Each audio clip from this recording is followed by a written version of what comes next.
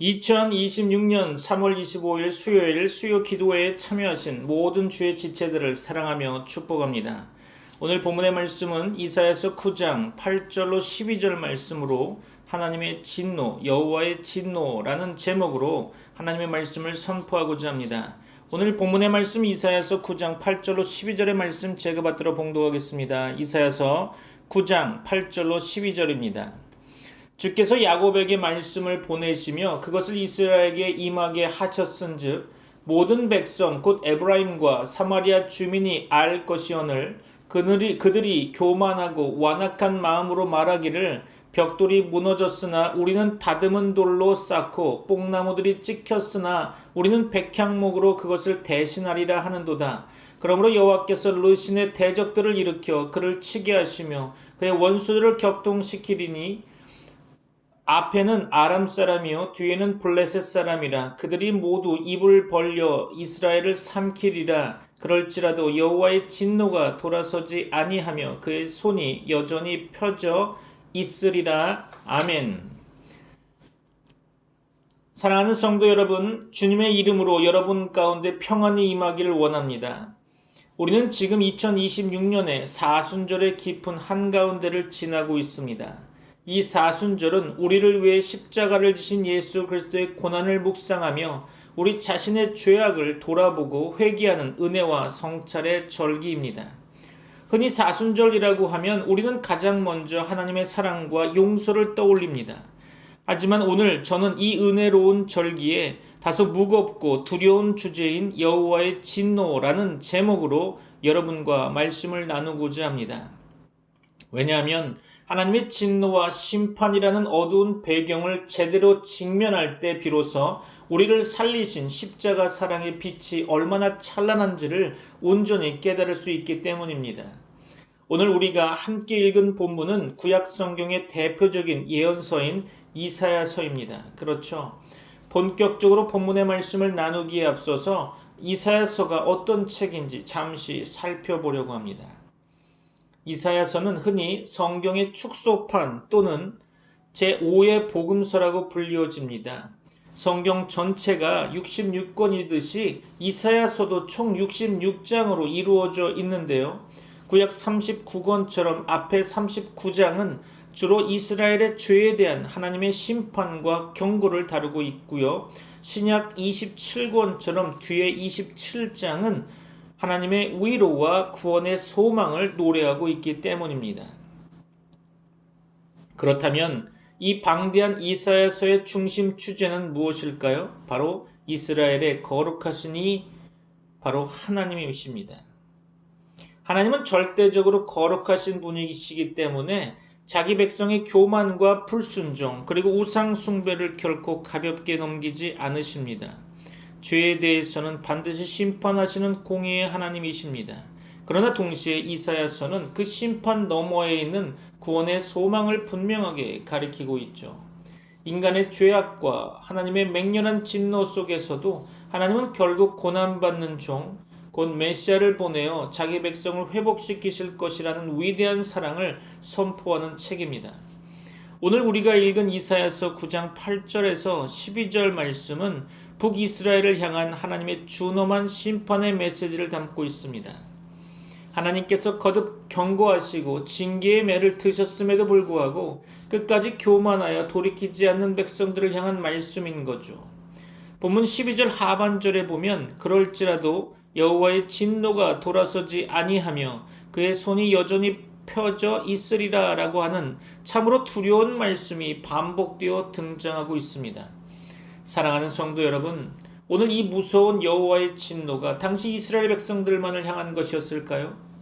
오늘 사순절을 보내는 우리의 심령 가운데 혹시 무너진 벽돌을 내 힘으로 다시 쌓아 올리겠다는 이스라엘의 교만함이 숨어 있지는 않습니까?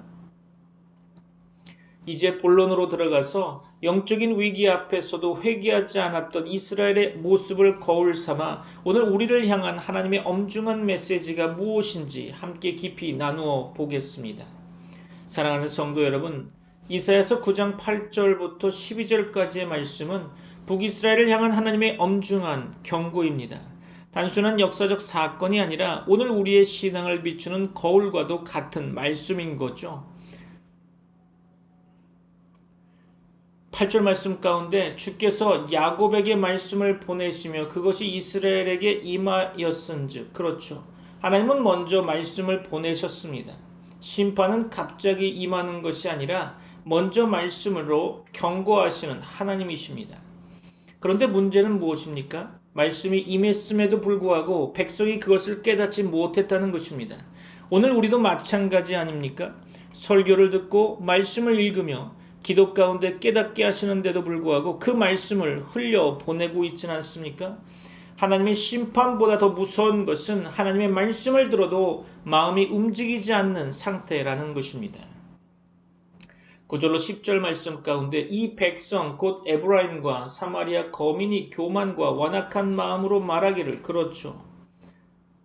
여기서 하나님은 그들의 상태를 정확하게 짚고 계십니다. 교만과 완악함이죠. 특히 10절의 고백이 중요합니다. 벽돌이 무너졌으나 우리는 다듬은 돌로 쌓고 뽕나무들이 찍혔으나 우리는 백향목으로 대신하리라. 그렇죠. 이 말씀은 무슨 뜻일까요? 하나님의 징계를 받았음에도 불구하고 회개하지 않고 오히려 더 강하게, 더 크게 다시 세우겠다는 것입니다. 즉 하나님의 손을 인정하지 않고 자기 힘으로 극복하려는 태도인 거죠.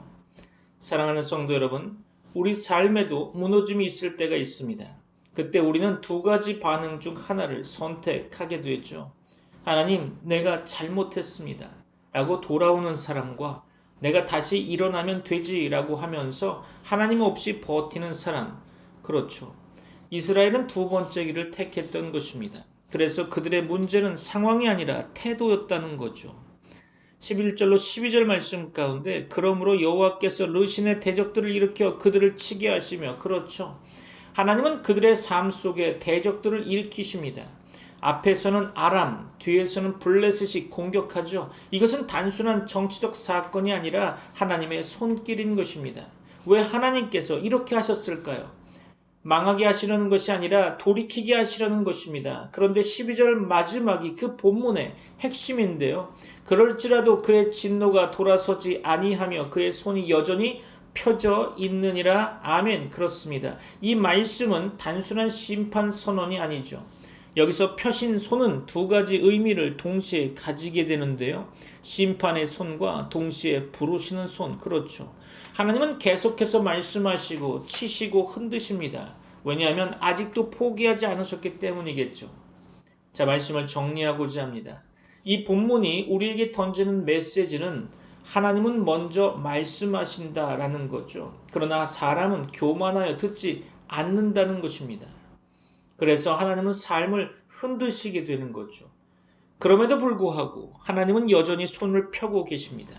사랑하는 성도 여러분, 혹시 지금 내 삶에 어떤 무너짐이나 어려움이 있다면 단순한 문제로만 보지 마십시오. 하나님이 나를 부르고 계시는 거룩한 신호일 수 있습니다. 자, 말씀을 마무리하려고 합니다. 지금은 돌이킬 때이죠. 사랑하는 성도 여러분, 오늘 하나님께서 우리에게 주시는 마지막 메시지는 아직 늦지 않았다, 지금 돌아오라 라는 것입니다. 이스라엘은 무너졌지만 깨닫지 못했죠. 하나님의 손이 임했지만 인정하지 않았습니다. 그래서 결국 더 큰 징계로 나아가게 되었죠. 그러나 우리는 달라야 합니다. 그렇죠? 내 삶의 무너짐을 다시 해석하셔야 되는 겁니다. 그렇죠? 첫째로 내 삶의 무너짐을 다시 해석하십시오. 혹시 지금 내 삶 가운데 무너진 부분이 있습니까? 관계의 무너짐, 건강의 문제, 물질의 어려움, 마음의 낙심. 그렇죠. 그것을 단순한 불행으로만 보지 마십시오. 하나님께서 나를 향해 손을 펴고 계시는 영적인 신호일 수 있습니다. 왜 나에게 이런 일이 일어났겠습니까? 그렇죠? 왜 이런 일이 나에게 일어났습니까? 라고 하는 것이 아니라 이제는 이렇게 질문해야 되는 거죠. 하나님, 이 일을 통해서 나에게 무엇을 말씀하고 계십니까? 두 번째로 교만을 내려놓고 즉시 돌이키십시오. 이스라엘의 가장 큰 문제는 상황이 아니라 태도였다는 것입니다. 무너졌는데도 우리가 더 크게 세우면 된다라고 말하고 있는 거죠. 사랑하는 성도 여러분, 우리도 모르게 이런 마음이 있지 않습니까? 이 정도는 내가 해결할 수 있다. 기도하지 않아도 괜찮다. 지금은 하나님보다 내 방법이 더 우선이다. 이것이 바로 영적인 교만인 것입니다. 오늘 이 시간 결단해야 합니다. 하나님, 내 힘으로 살려고 했던 것을 내려놓겠습니다. 하나님 없이도 괜찮다고 여겼던 마음을 회개합니다. 돌이킴은 미루는 것이 아니죠. 지금 행하는 것입니다. 세 번째로 하나님의 펴신 손을 붙드십시오. 본문은 이렇게 끝났습니다. 그의 손이 여전히 펴져 있느니라. 그렇죠. 이 손은 심판의 손이면서 동시에 우리를 붙잡기 위한 은혜의 손인 것입니다. 하나님은 아직도 우리를 향해 손을 내밀고 계십니다. 문제는 하나죠. 내가 그것을 붙들 것인가 외면할 것인가. 그렇죠. 사랑하는 성도 여러분, 오늘 결단하십시오. 말씀을 다시 붙들겠습니다. 기도의 자리를 회복하겠습니다. 하나님 중심의 삶으로 돌아가겠습니다. 그 결단 하나가 내 인생에, 우리의 인생의 방향을 바꾸게 될 것입니다. 이 시간 함께 기도하도록 하겠습니다. 하나님 아버지, 그동안 말씀을 듣고도 깨닫지 못했던 완악한 마음을 용서하여 주옵소서. 내 삶의 무너짐 속에서도 하나님의 뜻을 보지 못하고 내 힘으로만 버티려던 교만을 회개합니다. 주님, 지금 돌아갑니다. 주님의 손을 붙듭니다. 내 삶을 다시 붙들어 주시고 하나님 중심의 삶으로 회복시켜 주옵소서. 말씀에 민감한 마음을 주시고 기도의 자리로 다시 나아가게 하여 주옵소서. 예수 그리스도의 이름으로 기도합니다. 아멘. 지금은 우리 주 예수 그리스도의 은혜와 하나님의 사랑과 성령님의 교통하심이 트리니티 미라클 교회 모든 권속들과 세계 교회 위에 이제부터 영원까지 함께 있을지어다. 아멘.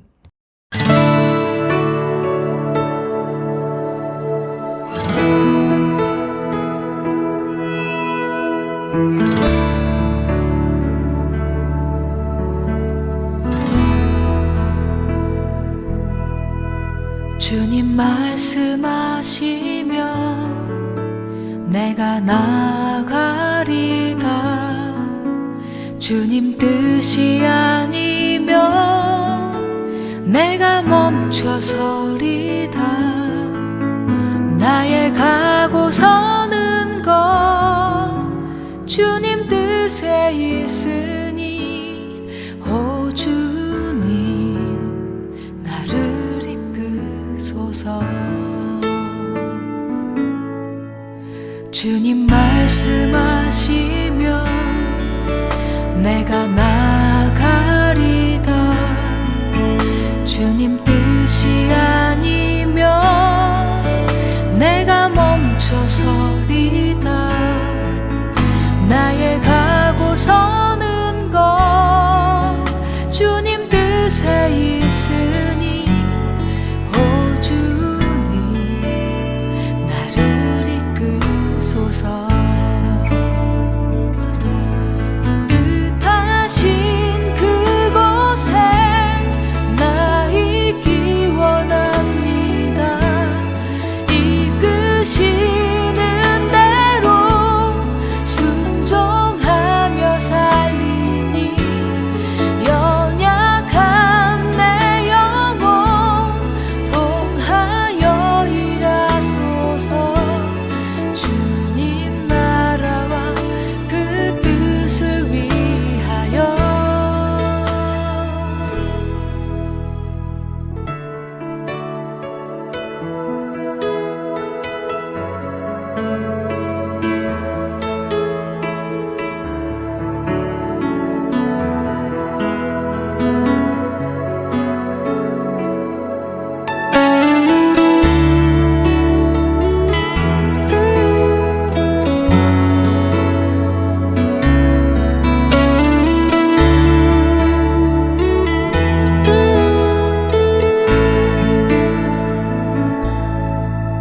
주님 말씀하시면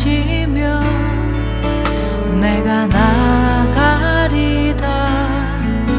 주님 뜻이 아니면 내가 멈춰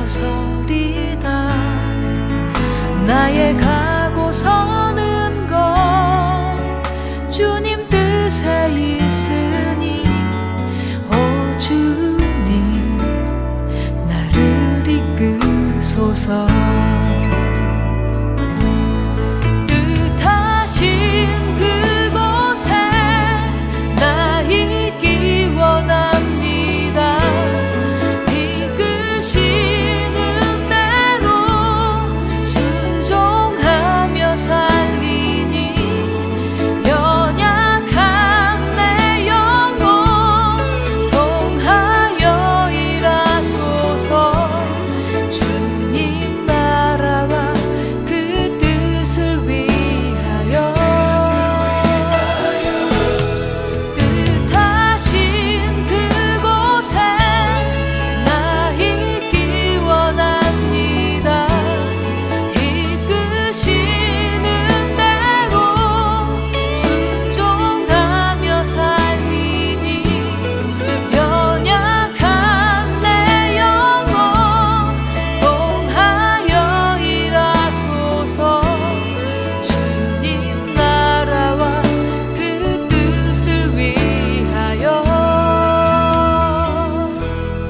오 주님 나를